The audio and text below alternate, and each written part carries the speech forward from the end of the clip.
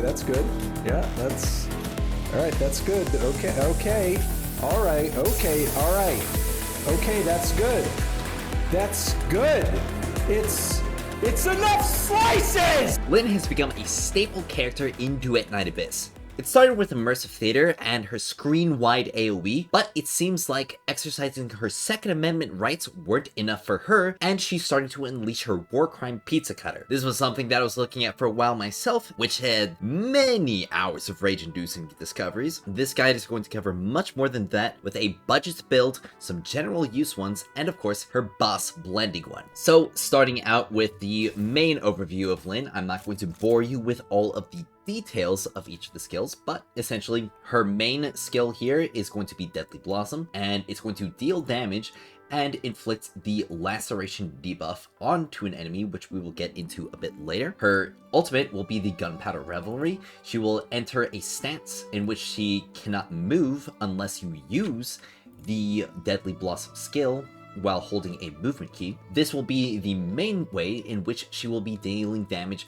to large groups of enemies, because any enemy that you can see within range, and as you can see right here, the maximum fire range is absolutely massive, will be attacked at the exact same time. And what's more than that, she will be gaining an attack speed boost every 0.2 seconds so long as she continues firing. Being in this ultimate state will constantly drain sanity, which can be reduced by using both skill efficiency and skill duration, with skill duration being the larger decrease in the sanity cost per second. Finally, her passive will be the Tactical Rapid Fire, in which she will gain preload stacks every single second while she isn't firing. And immediately after firing either of her ranged weapons, whether it's her ranged Consonance Weapon using her ultimate, or her ranged weapon that she has equipped, it will start the timer for Tactical Rapid Fire and slowly count down until it reduces down to 0. And this will also be increased by skill duration, which is another reason why you'd probably want to build skill duration on her as well. She also has the Unforgivable,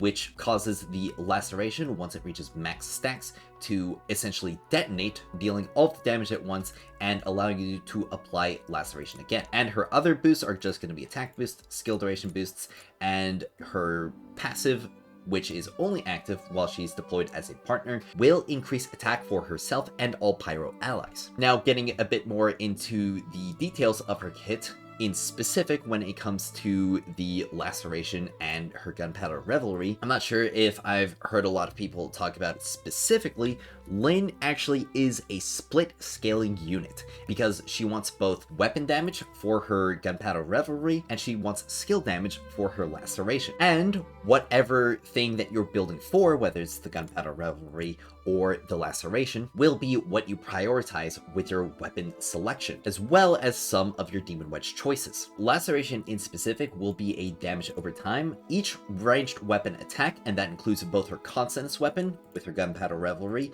as well as any ranged weapon that she has equipped, will increase the stack of Laceration upon hitting an enemy that is inflicted with it. With her passive down here, once it reaches the maximum stacks of 10, it will detonate and deal all of that damage to the enemy, which at level 10 will wind up being almost 5,000 damage multiplier. From that, you could probably see why Lynn is just a little bit good. Now, talking about the other side of Lynn, which is going to be her Consonance Weapon, this is where the weapon damage scaling enters. Her Gunpowder Revelry says she's dealing skill damage, but it's taking the damage from the Consonance Weapon and dealing the spike attack damage. And this also means that she can actually crit, even though her base crit rate is abysmally low, so you probably won't want to build into that, especially because you barely have any Demon Wedge slots, period. Her Consonance Weapon will be dealing specifically spike attack damage, which we can see right here when triggering bonus effect. Spike, the damage dealt to the target's HP is multiplied by 1.5, which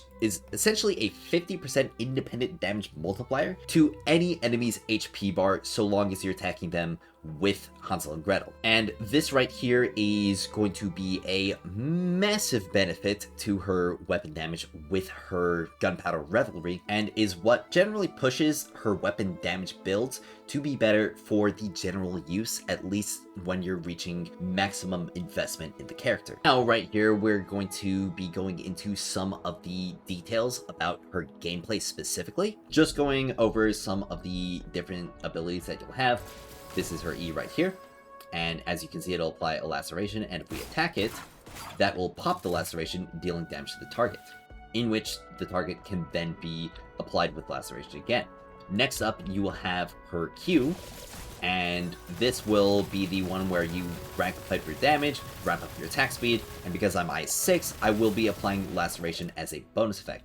Now, you'd normally be immobile in your ult, but if you do press E during it while holding any movement directional key, you will move in that direction and do your E skill. There is one other thing that you can do with it with enough attack speed built on Lynn, and that is hover in the air, and you'll see a lot of people probably do this in Lynn's gameplay because it'll allow them to see a much wider range of enemies, sometimes even all of the enemies on the map at once. And because her AoE is sightline based, that is definitely going to be something that you would want to do while playing Lynn. Maximizing the usage of her passive is going to be one of the important parts about Lynn, because it is such a massive damage increase. So as we can see right here, using the ranged weapon will activate it, which will then go a set duration of time based on how much skill duration you have built on her. And once it runs out, you will lose that damage buff, and so long as you keep firing, that damage buff will not start stacking up at all. But the second you stop firing, it will start stacking up again, which you can stop it from stacking up and continue firing using whatever stacks had built up, then starting the damage buff early at lower stacks, but that might be just enough to defeat the enemy depending on how much HP they have. So for instance, when it comes to mobbing scenarios, it might be a bit more advantageous to let it stack up only 3 times and then continue firing. So for instance, if I use my Gunpowder Revelry, fire, and let's say it runs out, so just because I'm not going to spend all my energy going for it, I can start it right here again and end it, and you can see it right here. You can actually start it up at that number 3 threshold pretty much as soon as it comes off cooldown. So that is one way you can get a good bit more uptime on her buff as well as her passive, but you do have to manage it quite well in order to make the most out of Lynn. Now, moving on to Lynn's builds, these are going to change up depending on what level of investment you are in her. I'd say pre-I6, the best thing that you're going to do with her is going for a primarily ability focused build, because this is going to be one of her biggest weaknesses when going up against single targets. She will typically have enough damage to take out crowds regardless. If you copy this right here using a couple of inspos as well as a couple of eternities, you can use Wings inspo as well for max sanity, but if you don't need the max sanity, you can use the Blaze inspo, and you can also use the gold version of Wings inspo as well, which would definitely be the much better option to use. However, this is a budget build, which means you're probably using this before rank 60. If you just haven't invested in your Lynn that much, but you do have the gold Wings inspo, it's obviously going to be the much better option for the much higher stats it's going to provide. And gold wedges in general are going to be better. I have the purple one here just because I was showcasing a budget build, and some people will just see a gold equipped even though it's literally the exact same as purple without any of the upgrades to it, and just think like, oh, what is up with that? But yeah, that's beside the point. Now, when it comes to the Demon Wedge options on Lynn, of course, I already explained why you'd want skill duration and skill efficiency, but when it comes to the Demon Wedge options over here, there are going to be a set of differences. Obviously, this one is very self-explanatory. It's Pyro Attack, skill damage, skill duration, and Pyro Attack is going to be another multiplier that is independent of the regular attack and the regular skill damage, so it is going to be very beneficial. Morale is also another separate multiplier, and that's why you'd be running Typhus Prime Morale here. Devouring Wildfire is essentially Lynn's signature Demon Wedge, and it's going to give her a skill damage buff, and we already know why that is useful. And the effect is whenever a Pyro character deals damage, they will gain 1 stack that increases attack by 1% for 15 seconds, and this will stack up insanely quickly as you are dealing damage to wide areas of enemies in the room. So this is another thing that will definitely benefit her AoE a lot more, as well as her single target, because it is actually buffing the skill damage. And the final piece of the puzzle is going to be Sphinx's Duel. Now, you may be seeing a lot of people running another Eternity or another Inspo, or maybe even something else, but why we specifically run the Duel is because this is another additional modifier, but it's specifically against bosses and elites that you are attacking while not attacking a massive group of ads alongside them. But this is essentially a massive multiplier against the toughest enemies in the game. Like we've already said before, Lynn really doesn't have very many struggles when it comes to the ad clear sections just because of how good her AoE is. So you can tank her skill duration or efficiency a little bit in favor of increasing your damage dealt a lot more to the enemies that Lynn is going to be normally weaker against. When it comes to her weapons, you will be using the Wainwraith for everything on Lynn. There really isn't a better melee weapon option for her among anything else, and as you can see, I have refined mine quite a bit. But for the Demon Wedges in specific for this, there is a very powerful setup to run on her, and this is going to be the mobility weapon setup, and you're going to want to use the Piercing Ascent. You can find this in the Immersive Theater Exchange. Swift Momentum, this can be farmed. Celerity, you can use the blue celerity if you do not have the gold celerity. It will be a lower increase,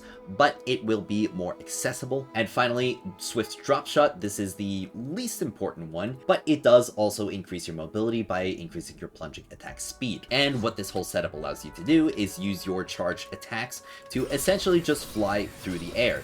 And if you want to know as much about the movement in this game, I recommend checking out my movement guide on Duet Night Abyss. You can find that on my channel, and I'll link it in the description as well. That's really about it for the Wainwraith. Now for the early budget build, I would say the Excresduo is going to be the best option for her because you're going to be leveraging her ability damage a lot when it comes to these earlier stages. And when it comes to the Excresduo specifically, you are going to want to essentially stack as much multi-shot and attack speed as you possibly can.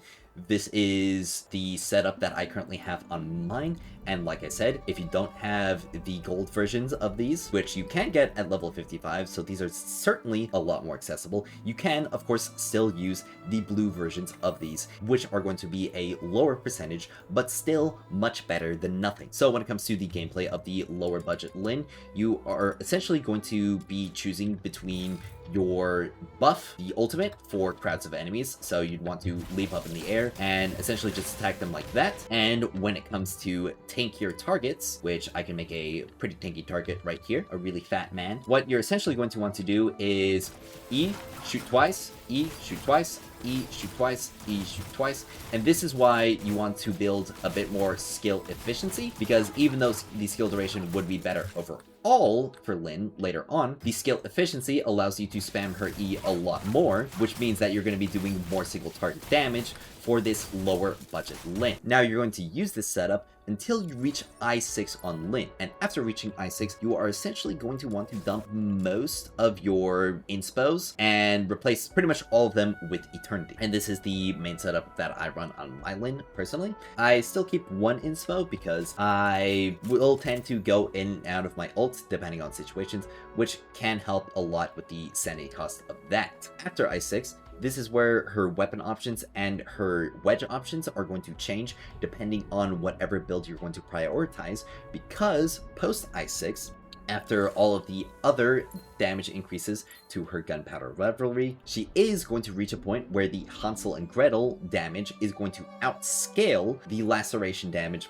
that you would be able to do normally. And a lot of this is going to come down to getting much better gold demon wedges for said Hansel and Gretel, alongside getting higher refinements on the Bluecurrent Pulse. And the Bluecurrent Pulse is going to be the best option for a weapon damage focused build on Lynn, and this is going to offer a couple other advantages over the Excresduo. The Excresduo is going to be a lot better on multiple units, so it definitely does benefit to build it earlier, but if you are going for a generalist build, the Bluecurrent Pulse is going to be the better option once you reach higher investment on your Lynn and on this weapon as well, because it will actually be increasing the dual pistol weapon damage by quite a lot, as well as for quite a long time, alongside giving you a massive skill duration increase, which is one of the reasons why I can afford to run something like an inspo on her. Now, when it comes to the different weapon options on Lynn, there is going to be a big distinction between them, and that is going to come down to the way you activate their buffs.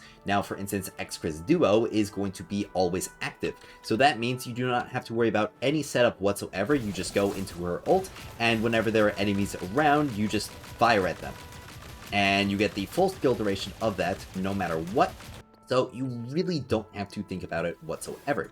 But when it comes to the Bluecurrent, and this is going to be a lot more involved, that is a little bit of an exaggeration because you're going from 0 involvement to a bit.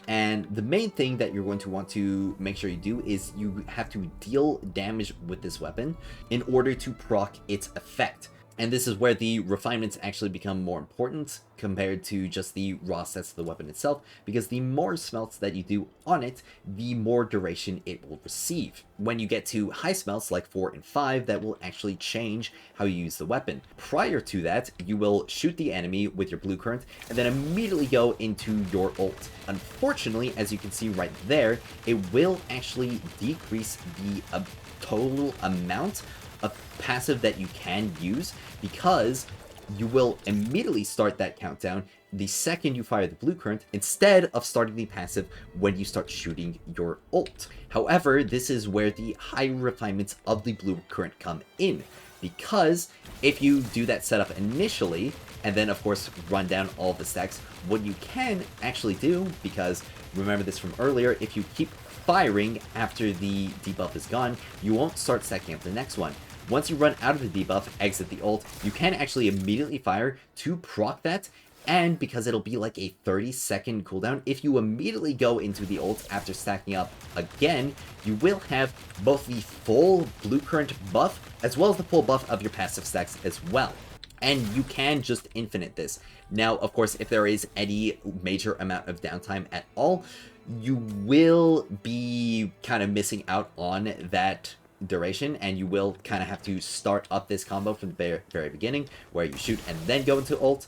But if you're doing that enough anyways, you're probably not using the full duration of the ult period, because you're probably just clearing all the enemies too fast anyway. It's going to be the primary distinction between the two weapon types and between the two builds. Weapon damage, again, is going to outscale the ability damage, but the ability damage one is just going to be easy. It's not going to be a significant difference. It's noticeable, don't get me wrong, but it's not gonna be night and day. And the other thing is that if you do invest into this more, this will also be a really good skill damage stat stick for other ability units in the game. Now, when it comes to her Demon Wedge selection, this will also change depending on what you're going to be running, whether it's ability or weapon. If you're running weapon damage build, then you're going to want to run a penetration for the spike attack, but if you're going for an ability damage build, you're going to want to put Trammel on for the trigger probability. Now, when you're running ability damage builds, and this is going to be the pre-i6 and the i6 versions of them, you are going to want to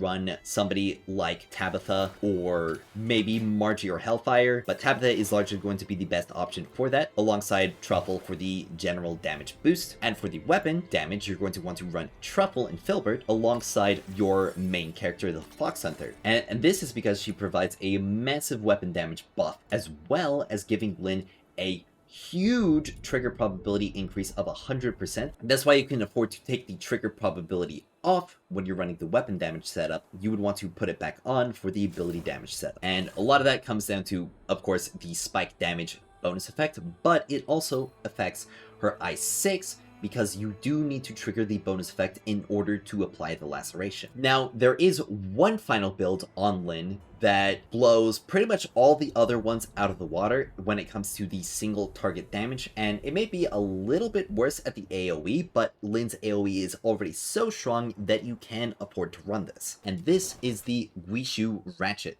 and this has a particular advantage over the other weapons, and you may not see it initially because you're going to take a look at this and be like, wait, there's no skill duration or skill damage or weapon damage increase. Why would you want to run this over the Bluecurrent or the Excresduo?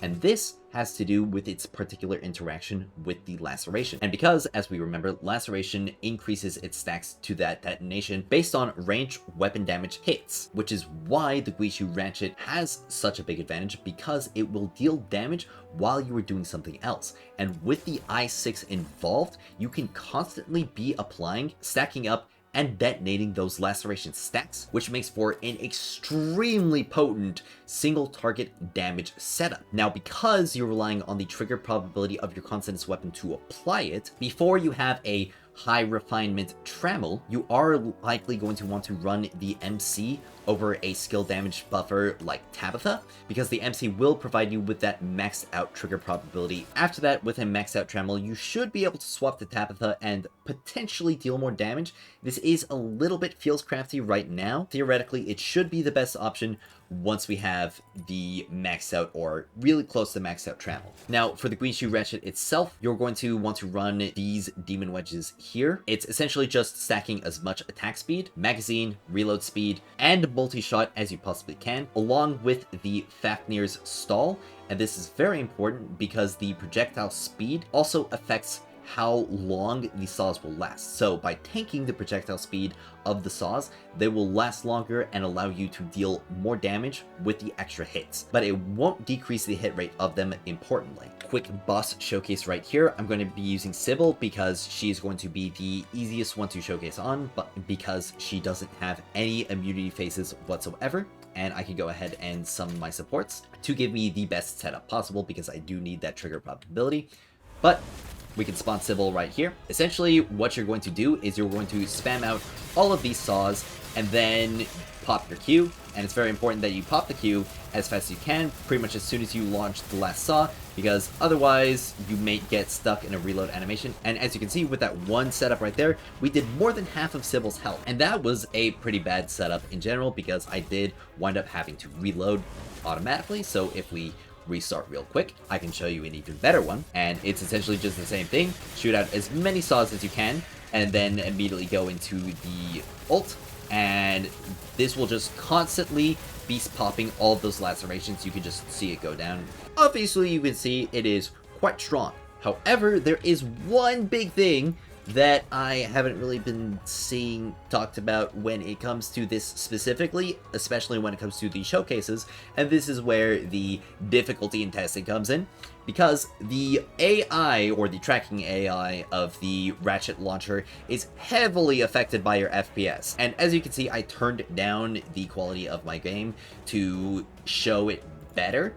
But if I limit my FPS to 30, and as you can see, it is so chunky right now, it looks like I'm playing on terrible hardware. But if I go ahead and launch the Ratchets out, you can see they just start going anywhere. Just anywhere except for the boss. Why are you running?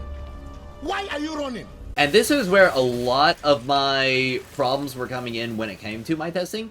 Because of all of the projectiles popping up on screen and effects on screen, it was tanking my FPS and therefore causing some fluctuation and leading the AI of this weapon to essentially take a massive shit. And I can show it at 60 right now, and it will be much better. And as you can see, they are actually hitting the boss, but they do get a little bit more confused, but largely are a lot better. And the best is, of course, going to be at the 120 FPS. You can see right here at that 120, they are very much on the boss and not letting up at all. With that in mind, the best thing that you're going to want to do in order to get the most DPS out on Lynn is you're going to want to go onto Amazon.com and order yourself a 120 Hz or more monitor, and also make sure that you have enough graphical capability on your computer to run this game at 60 FPS or higher, and even turn down your settings in game. FPS equals DPS when it comes to this setup on Lynn. Hopefully it gets fixed, and especially gets fixed in a way that does not completely ruin it. But until then, this is something that you are going to have to live with. It will be tempting to bring it up to unlimited, but something with this right here is that it can cause some extra inconsistency, because when the frame rate is unlimited, that will cause it to fluctuate more, potentially causing your computer to spike up, and then when you get to a more resource intensive zone, it'll lower down, potentially even dipping below that 120 or even below 60, depending on the situation. That fluctuation will cause the AI of the Ratchet launcher to essentially just like freak out. It's like an introvert in a social situation. You don't really need to sweat too much on the unlimited, just keep it at 120 or even keep it at 60 or 90, just depending on whatever your computer can handle for the people who don't have a good computer or are maybe running this on a phone. I've got 2 guides for you in the previous section. But after all this, obviously, I can showcase just how good this weapon is against a level 80 boss, but the best course of action would be to showcase how good it is in the immersive theater, because this of course is going to be one of the toughest challenges, and I'm going to take this into the Act 18. I know a lot of people have struggled with Act 12, and this is going to be the more difficult version of that. So I'm just going to change the team setup real quick to include the MC, and you can pretty much just put as much skill duration as you want on them. You're going to have the Guixu Ratchet as well as the melee weapon, and your primary wedge setups for both your supports and your character right here. So we're going to get straight into it. Now the first 4 waves are going to be largely the exact same, because you don't have to worry about applying any buffs with something like the Bluecurrent. You are going to be running it a lot like you would with Excresduo, where you just go straight into your ult, pop your Genie on to make sure you're getting that skill duration. It's essentially just going to be dealing damage until the Lacerate stacks pop, and that's pretty much it. If you've done one of these stages on Lynn, you've done all of them. You're going to exit when you run out, and when you go back in, at 3 stacks, it's just gonna do the exact same thing. Now we're gonna be getting into the boss damage showcase for the Enclosed Near, and again, this is the level 18 theater, so it's just gonna be same thing as always. Pop all the ratchets and then just lay into her with the Gunpowder Revelry, all the Laceration stacks popping, and you can just kind of continue that into the Add Clear phase. Now I'm kind of getting my butt beat right there, so I'm going to move away, and she's actually going to use her invincibility phase right here, and she's going to do her slams. Now luckily she only did 1 right there, so we can just get straight into the rest of the damage. And you can just see that it's just over. It's just entirely over. It didn't even begin with her, to be honest. This was a very easy clear when it came to this Act 18. You could probably push much further, especially when you get to more optimized setups with this specifically. So there's definitely a lot more potential in this build going forward, especially as we get better units and better wedges. So definitely do not sleep on this, at least if your computer can handle it. Now, this about does it for the Lynn guide. Hope you enjoyed it, and if you did, be sure to subscribe to my channel so that you do not miss any content regarding Duet Night Abyss. In fact, only about 20% of the viewers who watch my Duet Night Abyss videos are subscribed to the channel, so if you did enjoy the video, be sure and hit that button. Also, I'd like to know how you are running your Lynn and what kind of setups that you were going for before, and if any of these suggestions that I made in this helped you out at all. But with that all out of the way, thank you all so much for watching, and as always, I will see you next time.